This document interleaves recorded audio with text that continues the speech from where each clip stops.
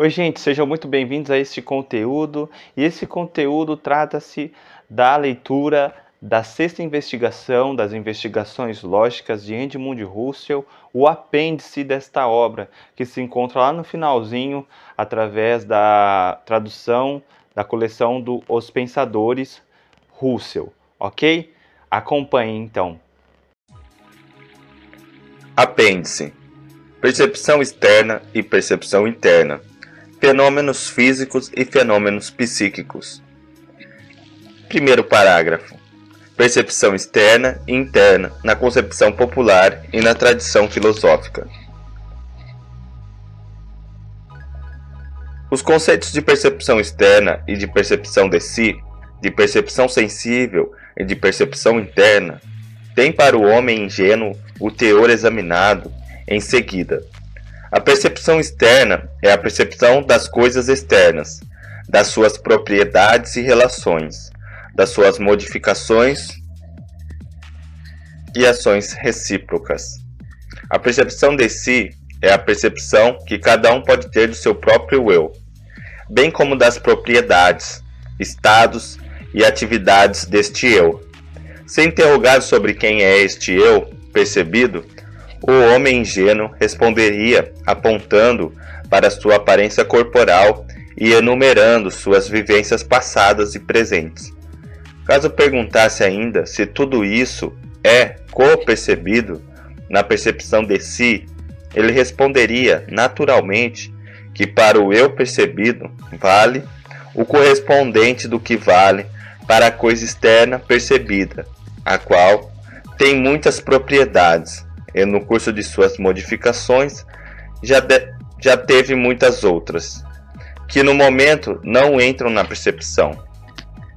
Nos diversos atos da percepção de si, entraram, conforme as circunstâncias, essas ou aquelas representações do eu, esses ou aqueles de seus sentimentos, desejos, atividades corporais, etc. Assim como na percepção externa entra, por exemplo, ora o interior, ora o exterior, ora essa parte, esse lado da casa, ora aquele outro. Como vemos, num dos casos, o objeto percebido é o eu, no outro é a casa. Para o homem ingênuo, o segundo par de conceitos, o par percepção sensível e percepção interna, não coincide totalmente com o que acabamos de examinar. O par percepção externa e percepção de si. O que é percebido de uma maneira sensível é aquilo que é percebido pelos olhos e ouvidos, pelo olfato e pelo gosto, em suma, pelos órgãos dos sentidos. Para qualquer um, a este domínio pertence não somente as coisas externas, mas também o corpo próprio e as atividades corporais, tais como andar e comer, ver e ouvir. Por outro lado, as vivências designadas como internamente percebidas são principalmente as, abre aspas, espirituais, fecha aspas, tais como pensar, sentir, querer, etc., bem como, sem dúvida, tudo também que, tal como as vivências, é localizado no interior do corpo e não se relaciona com os órgãos externos. Em linguagem filosófica, ambos os pares de termos, de costume, se prefere o par percepção externa e percepção interna. Exprimem um só par de conceitos.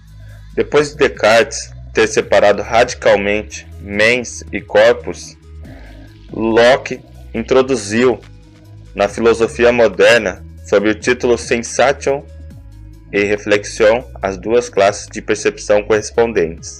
Esta separação até hoje continua a ser decisiva. Segundo Locke, a percepção interna é aquela que o nosso, abre aspas, espírito, fecha aspas, ou a nossa, abre aspas, alma, fecha aspas, possui das suas próprias atividades, as cogitationes, no sentido cartesiano. Assim, fica determinado uma divisão das percepções por uma divisão dos objetos de percepção. Ao mesmo tempo, acrescenta-se a isto uma diferença quanto à maneira pela qual as percepções se originam.